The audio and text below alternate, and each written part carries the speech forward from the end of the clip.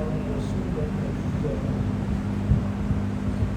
وكان يأمر أهله بالصلاة والزكاة وكان عند ربه مرضيا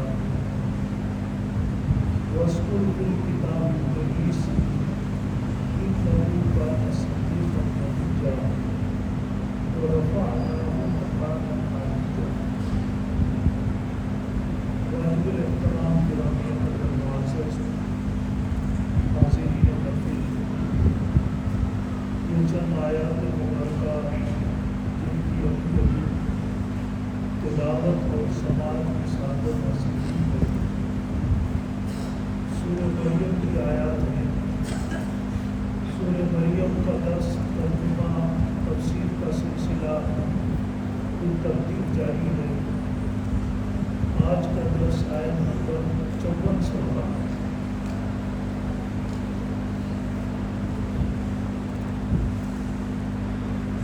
جو روز باقاعدہ درس میں بیٹھنے کے لیے ہے، پچھلی آیات میں حضرت ابراہیم علیہ السلام کا تذکرہ تھا اور ان پر جو آزمائش ہے اس کا بھی ذکر تھا۔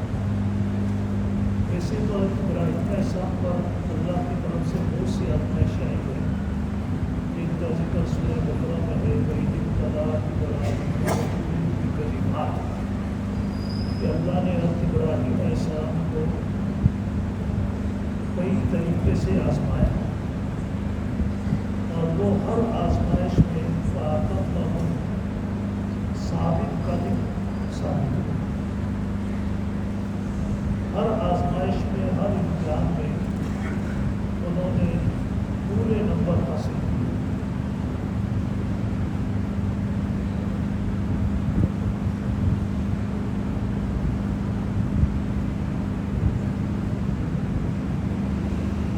اور جو آیتیں سورہ مریم میں ہیں ان میں حضرت ابراہیم علیہ السلام کی آزمائش جو آئی وہ قرآن پاک نے یہ ذکر کی کہ والد نے ان کو گھر سے نکالا۔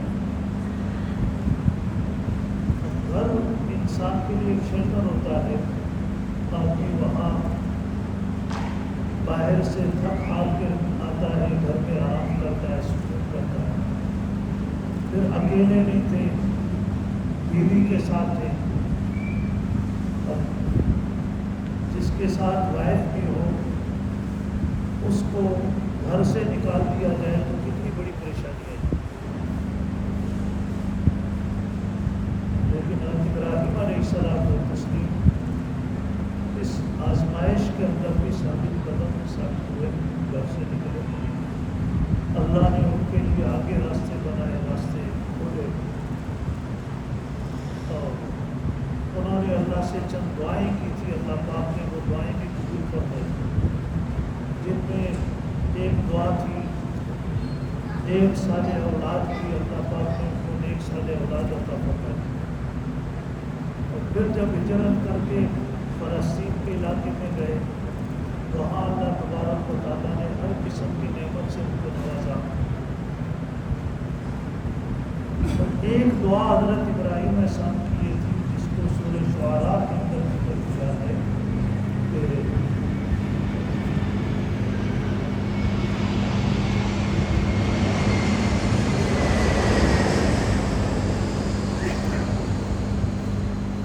بعد والے آنے والے لوگوں میں حضرت ابراہیم علیہ السلام نے اللہ سے دعا کی کہ اللہ آنے والے لوگوں میں میری نیک نامی رہے، جو مجھے اچھے نام سے یاد کرے، کیونکہ نیک لوگوں کے اندر انسان کی نیک نامی یہ اللہ کے یہاں اس کی مقبولیت کی نشانی ہے۔ نیک لوگ حدیث میں آتا ہے کہ اللہ تبارک و تعالیٰ جب کسی بندے سے محبت کرتے ہیں تو حضرت جبریل امین کو بتاتے ہیں کہ میں اس بندے سے محبت کرتا ہوں۔ پھر حضرت جبریل امین فرشتوں میں اس کا اعلان کرتے ہیں کہ یہ بندہ، یہ اس کا نام ہو، یہ اس کے والد کا نام ہو، یعنی اس طرح سے جس سے کہ اس کو آسانی سے پہچانا جائے، فرشتوں میں اس کے اعلان ہو جاتا ہے کہ اللہ کا محبوب ہوتا ہے۔ پھر زمین میں جو اللہ کے نیک بندے ہوتے ہیں، نیک لوگ ہوتے ہیں، ان کے دلوں میں اللہ پاک اس کی محبت ڈال دیتے ہیں، اسے محبت کرتے ہیں۔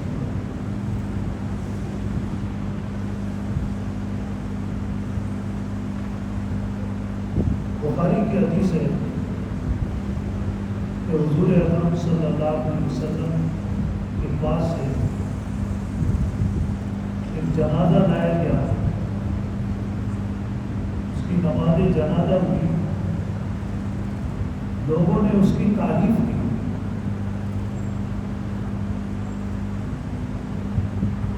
آپ صلی اللہ علیہ وسلم نے ارشاد فرمایا وجہ ہے۔ پھر 2 دن بعد ایک اور جنازہ آیا، جنازہ ہو گیا، لوگوں نے کہا کہ یہ کوئی زیادہ اچھا نہیں تھا، تو آپ نے فرمایا وجہ ہے۔ اب الفاظ سیم تھے، اس میت پر جس کی تعریف کی گئی تھی آپ نے فرمایا تھا وجہ ہے، اور جس کی تعریف نہیں کی گئی اس پہ بھی فرمایا وجہ ہے۔ تو صحابہ حیران ہو گئے، فرمایا پوچھا اللہ کے رسول یہ جو آپ نے اس وقت بھی وجبت فرمایا ابھی بھی وجبت فرمایا، سمجھ میں نہیں آیا۔ آپ نے فرمایا جس کی تم نے تعریف کی تھی اس کے لیے جنت واجب ہو گئی، اور جس کی تم نے برائی کی اس پہ جہنم واجب ہو گئی، کہ انتم شہداء اللہ فی الارض، کہ تم زمین پر اللہ کے گواہ ہو، تم جس کے بارے میں گواہی ہو کہ یہ اچھا ہے، وہ اچھا ہے، اللہ کے اچھا ہے، اور جس کے بارے میں تم گواہی کو یہ برا ہے وہ اللہ کے یہاں بھی برا ہے۔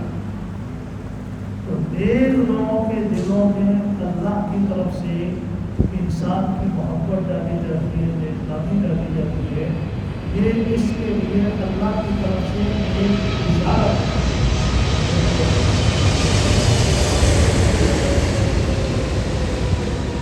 ابراہیم علیہ السلام نے اللہ سے دعا مانگی کہ اللہ نیک لوگوں میں میری نیک نامی ہے، اللہ نے ان دعا کو قبول کیا، ابراہیم علیہ السلام کو اللہ نے یہ مقام دیا۔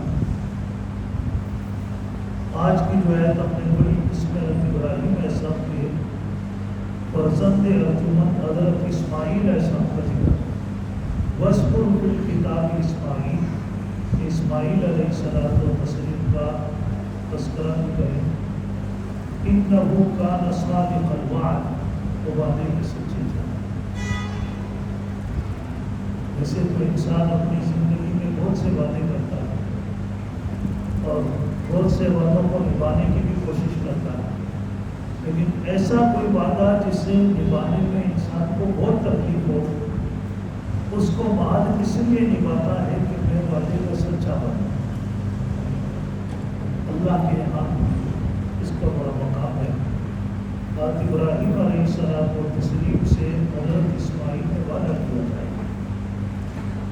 کیا وعدہ تھا؟ قرآن کریم نے ذکر کیا ہے کہ ابراہیم علیہ السلام نے اپنے بیٹے اسماعیل سے کہا کیا بنی انی ارا فی المنام انی اذبحک فانظر ماذا ترى، تو جب میں مسلسل خواب دیکھ رہا ہوں کہ میں خواب میں ذبح کر رہا ہوں، اب بتاؤ تمہاری کیا رائے، کیا کیا جائے، اس خواب کو کیا کروں؟ حالانکہ بچے تھے لیکن کیونکہ فطرت پر تھے، طبع سلیم پر تھے، اتنی بات سمجھ کر کہ میرا باپ اللہ کا نبی ہے،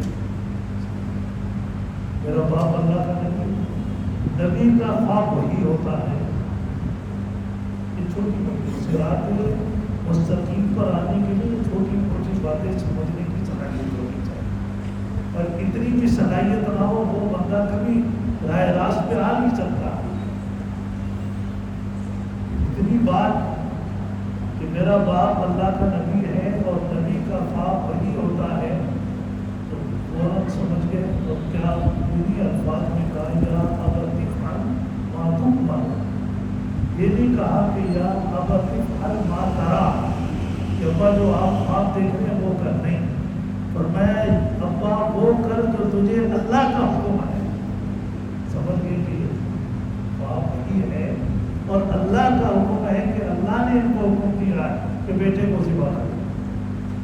یا ابت افعل ما تؤمر، ابا جو تمہیں اللہ کا حکم ہے کرو. اور اس کہہ دیا ستجدنی انشاءاللہ من الصابرین، میں انشاءاللہ صبر کروں گا. یہ جو وعدہ کیا حضرت اسماعیل علیہ السلام نے اپنے والد سے، اب دیکھیے ان کی جان پر آئی ہوئی تھی، حضرت اسماعیل علیہ السلام کی جان پر آئی ہوئی تھی. یہ اس طرح کا وعدہ نبھانا جس میں انسان کی جان خطرے کے اندر ہو وہ بڑا مشکل کام ہوتا ہے. وعدہ کر چکے والد سے کہ آپ کریں، میں انشاءاللہ صبر کروں گا. اس وعدے کو انہوں نے پورا کیا، نبھایا. اللہ نے ان کو صادق الوعد کا پیکر کیا. قیامت تک قرآن پاک پڑھا جائے گا اور قرآن پاک میں ان کا ذکر ہے انہ کان صادق الوعد. قرآن اللہ کی سچی کتاب ہے. اس میں کسی کی تعریف آ گئی اس کے لیے بہت بڑی دلیل ہے اللہ کے سامنے پیش کر. ذکر آیا کہ وعدے کے سچے تھے. وَقَانَ رَسُولًا نَبِيًّا، رسول بھی تھے اور نبی بھی تھے. کہ رسول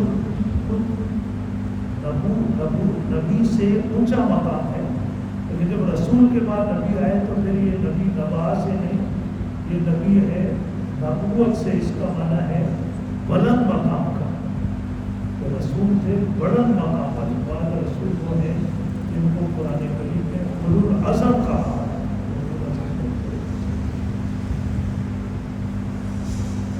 وَكَانَ يَأْمُرُ أَهْلَهُ بِالصَّلَاةِ. اسماعیل علیہ السلام کی اللہ نے مزید خوبیاں بیان کی کہ وہ اپنے بیوی بچوں کو بھی نماز کا حکم دیتے تھے.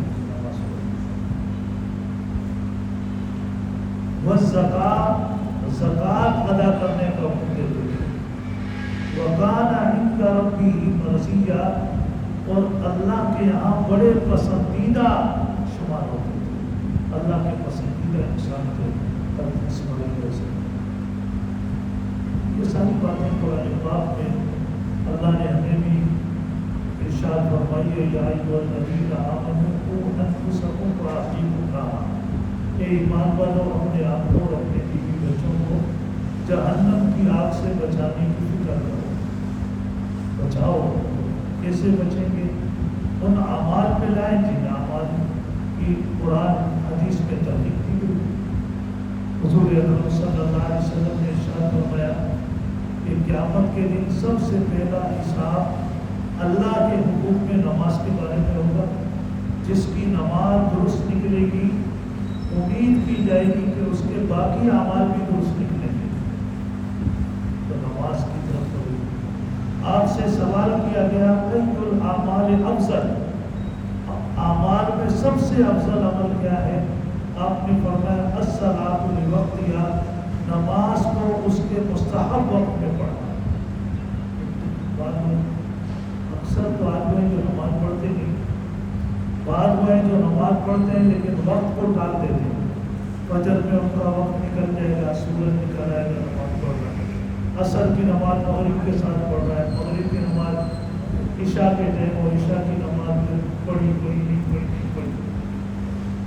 اور ایک چیز پہ آپ خود غور کریں، کتنے لوگ ہیں جن کی جماعت نکلتی ہے؟ کیوں نکلتی ہے؟ جماعت نکلنے کے یہ اسباب ہوتے ہیں، یا تو جاب ہوتی ہے، یا تجارت ہوتی ہے، یا پھر گھر میں جب آ جاتے ہیں تو بچوں کے اندر مشغول ہو جاتے ہیں. پودے کو سنبھال رہے ہیں، نماز کو سنبھال رہے ہیں. جماعت کو ترک کرنے پر حضور اکرم صلی اللہ علیہ وسلم نے سخت ناراضگی کا اظہار کیا. یہ باریک بات ہے. آپ رحمت للعالمین تھے، لیکن رحمت للعالمین جب اتنی سخت بات کریں کہ میرا جی چاہتا ہے کہ جو لوگ فلاں اپنے نام لیے فلاں بندے کو میں دیکھ رہا ہوں کہ جماعت میں نہیں آتے، تو میرا جی چاہتا ہے کہ میں کسی اور کو کہوں نماز پڑھائے، اور پھر چند نوجوانوں کو کہوں کہ لکڑیاں جمع اور ان لوگوں کے گھروں کو آگ لگا دی۔ حضور صلی اللہ علیہ وسلم سخت ناراضگی کا اظہار کیا جماعت کے چھوڑنے پر۔ ہم بلا عذر جماعت چھوڑتے ہیں، اور جماعت کو چھوڑنے کے عذر بھی ہیں۔ انسان بیمار ہو جائے، مسجد نہیں آ سکتا، سخت قسم کی بارش ہو رہی ہے اور مسجد میں نہیں آ سکتا ہے، راستے میں کیچڑ ہے نہیں آ سکتا ہے، خوف و ہراس ہے تو پھر مسجد کے اندر نہیں آ سکتا۔ یہ وہ عذر ہیں جس کی وجہ سے اسلام دین نے اس کی اجازت دی گئی، کیونکہ ہمارا دین جو ہے وہ کہیں راستہ بند نہیں ہے اس کے اندر کہ بالکل جناب ہر حال میں یہ کام کرنا ہے، اس کا عذر ہے، وہ شرعی عذر بنتا ہے انسان کا، اس میں جماعت کو بھی چھوڑ سکتا ہے۔ بہرحال فرمایا کہ وہ اپنے گھر والوں کو بھی نماز کا حکم دیتے تھے۔ یہ انبیاء اسلام کی صفات ہیں۔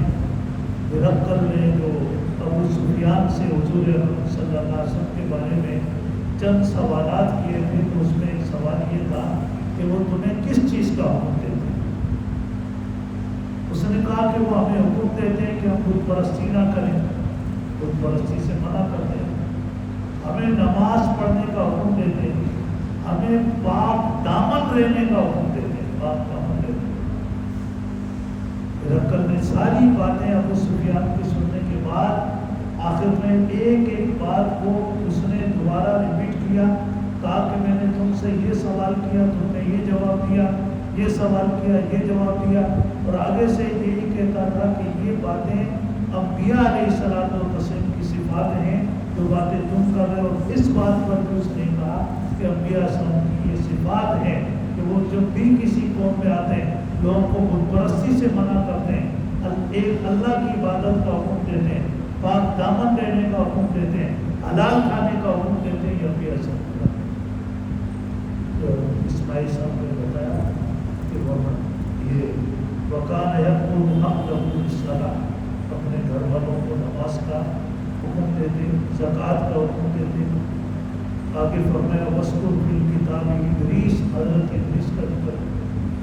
حضرت ادریس جو ہے یہ ابتدائی انبیاء میں سے، یہ حضرت نوح علیہ السلام سے بھی پہلے، اور یہ ادریس یہ درس سے لفظ نکلا ہے۔ ادریس کا معنی بہت زیادہ درس و تدریس میں مجموع، اس لیے ان کے بارے میں مشہور ہے کہ دنیا کے اندر قلم انہوں نے ایجاد کیا اور قلم سے انہوں نے لکھنا شروع کیا۔ یہ درس و تدریس کا لفظ اللہ نے استعمال کیا کہ ان کو پڑھائی کے ساتھ اور باقی دنیا کی چیزوں کے ساتھ بھی بڑی مہارت تھی۔ کہتے ہیں کہ سوئی کا ایجاد بھی انہوں نے کیا، دھاگا بھی انہوں نے بنایا، کپڑے کو سینے کا سلسلہ بھی انہوں نے شروع کیا۔ یہ چیزیں اللہ نے ان کو جہاں نبوت سے نوازا، یہ دنیا کی چیزوں سے بھی نوازا۔ اِنَّهُ كَانَ صِدِّيقًا نَبِيًّا، یہ بھی بڑے سچے تھے، نبی تھے۔ وَرَفَعْنَاهُ مَكَانًا عَلِيًّا، اللہ نے ان کو بڑا اونچا بلند مقام عطا فرمایا۔ تو نبوت تو ایک واقعی چیز ہے، یہ تو اللہ پاک کا ایک انتخاب ہے، اور یہ سلسلہ حضور اکرم صلی اللہ علیہ وسلم کا مکمل ہو گیا۔ آپ کے بعد اب کوئی نبی نہیں آئے گا۔ آپ نے فرمایا اگر میرے بعد کوئی نبی ہوتا، نبی نے آنا ہوتا تو اللہ پاک حضرت عمر کو نبی بناتا۔ فرمایا کہ عمر جو ہے اس امت کا محدث ہے۔ محدث کہتے ہیں کہ جس کے دل میں اللہ کی طرف سے القاء ہوتا ہے۔ عمر رضی اللہ تعالیٰ کی کون سی ایسی باتیں جو انہوں نے پہلے آپ سے ڈسکس کی اور پھر وہ قرآن پاک بن کے اتری تھی؟ یہ مطلب نہیں ہے کہ حضرت عمر کے کہنے پر قرآن اتری، وہ قرآن پاک کے احکامات تھے، لیکن حضرت عمر کا یہ بلند مقام اللہ پاک لوگوں کے سامنے لانے کے لیے پہلے ان کی زبان سے اللہ نے کہلوایا، اور پھر اس کے بعد جبریل امین اس کو اللہ کا کلام بنا کر لائے کہ یہ اللہ کا کلام پہلے سے تھا۔ ازواج مطہرات کے بارے میں، پردے کے بارے میں انہوں نے آپ سے ڈسکس کیا کہ باہر یہودی بھی رہتے ہیں، مدینہ کے اندر منافق بھی ہیں، تو آپ اپنی بیویوں کو کہیں کہ جب نکلے تو بڑی چادر لے کر نکلا،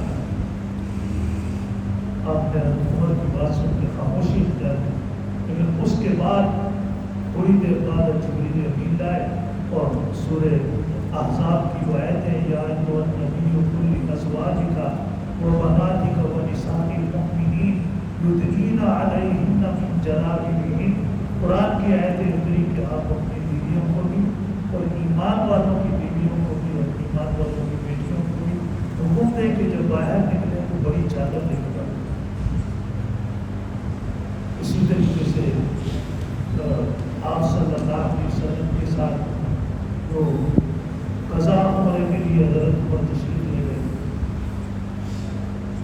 عمرہ کرتے ہوئے حضرت عمر رضی اللہ عنہ کے دل میں خیال آیا اور میں اللہ کے رسول کتنا اچھا ہو کہ ہم اگر مقام ابراہیم کے بعد 7 چکر لگانے کے بعد 2 رکعت نماز دے دیا. آپ نے فرمایا کہ خواہش تو آپ کی بہت اچھی ہے. آپ کی خواہش اور میری تعریف شریعت نہیں بنے گی. شریعت جب بنے گی جب اللہ کا حکم آئے. بس اسی ٹائم جبریل امین آیا واتخذوا من مقام ابراہیم مصلی. ابراہیم مقام ابراہیم کے بعد 2 رکعت نماز پڑھ. 17 مقامات علماء نے اسے ذکر کیے ہیں جو عمر رضی اللہ تعالیٰ عنہ پہلے آپ سے ڈسکس کیے. رئیس المنافقین کی نماز جنازہ کے بدل آپ صلی اللہ علیہ وسلم پڑھا رہے ہیں.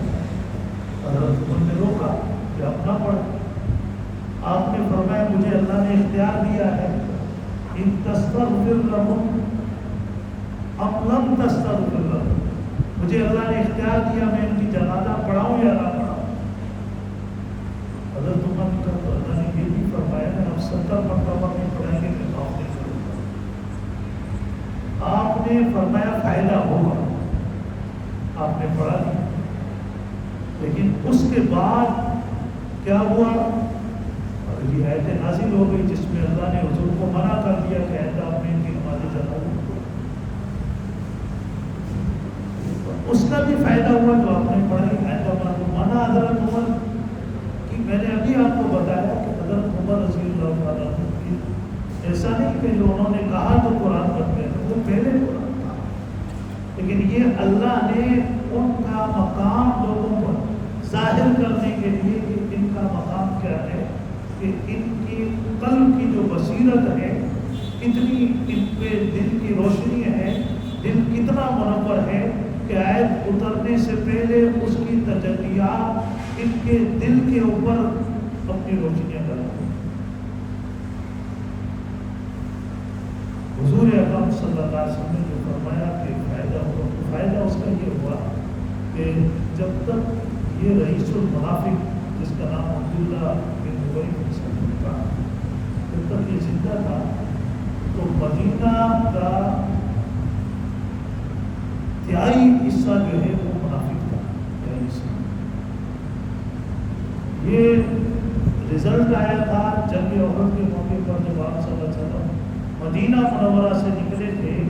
اس وقت تک آپ کے ساتھ 1000 بندہ تھا. یوں ٹرن ہوا ہے تو 300 بندوں نے یوں ٹرن کیا جو عبداللہ بن ابی کے ساتھ واپس ہو گیا. اس سے آپ نے اندازہ لگایا کہ مدینہ کا 1/3 حصہ منافقین پر مسلط تھا. اس کی نماز جنازہ آپ نے پڑھائی. جنازے کے بعد پھر اس کے بیٹے نے آ کر آپ سے کہا کہ جی وہ آپ اپنا کرتا دے دیں اس کو ہم کفن پہ پہنا دیتے ہیں. تو آپ اپنا کرتا لینے گئے. اس وقت تک اس کو قبر میں اتار دیا تھا. آپ نے خود اس کو قبر سے نکالا, اپنا کرتا پہنایا, اپنا لعاب دہن اس کے منہ میں لگایا. اس اخلاق کو دیکھ کر سب جو منافق تھے وہ آپ کے جانثار بنے. صرف 12 منافق بچے تھے. جن 12 منافقوں کے نام آپ نے حضرت حذیفہ بن یمان کو دیے تھے کہ باقی سب مسلمان نام دیے اور منع کیا کہ بتانا کسی کو نہیں. صحابہ اندازہ لگاتے تھے کہ کوئی بندہ مرتا اس کی میت مسجد نبی میں لائی گئی جنازے کے لیے. حضرت حذیفہ ہوتے ہوئے جنازے میں شرکت نہیں کرتے. لوگ سمجھ سکتے ہیں شرکت نہیں. حضرت عمر رضی اللہ تعالیٰ عنہ نے حذیفہ کو آخری وقت میں بلایا. کہا کہ حذیفہ میرا آخری ٹائم ہے, مجھے بتا اس لسٹ میں میرا نام ہو۔ انہوں نے کہا کہ حضرت یہ تو حضور کا راز ہے، لیکن مجھ پہ بھی کچھ رحم کرا۔ اور کہ حضرت آپ کا نام اس میں کہاں ہو سکتا ہے؟ یہ وہ لوگ تھے جن کو حضرت عمر رضی اللہ عنہ کو اپنے عاقبت کی بہت زیادہ فکر تھی۔ تو میں عرض کر رہا تھا کہ نبوت تو آپ پر حامل ہو گئی، آپ کے بعد کوئی نبی نہیں آئے گا۔ ہاں اب بلند درجہ پانے کے لیے یہاں جو دوسری صفت بار بار ذکر کی جا رہی ہے صدیق والی، وہ اپنے اندر پیدا کریں، اپنی گفتگو میں سچ بولیں، جھوٹ سے اپنے آپ کو بچائیں اور مطلب سچائی کے اوپر چلنے کی کوشش کریں۔ تو یہ صفت ہے جس سے اللہ پاک ہمیں بھی دنیا اور آخرت کی عزت عطا فرمائے، ایک لوگوں میں شامل کرے گا۔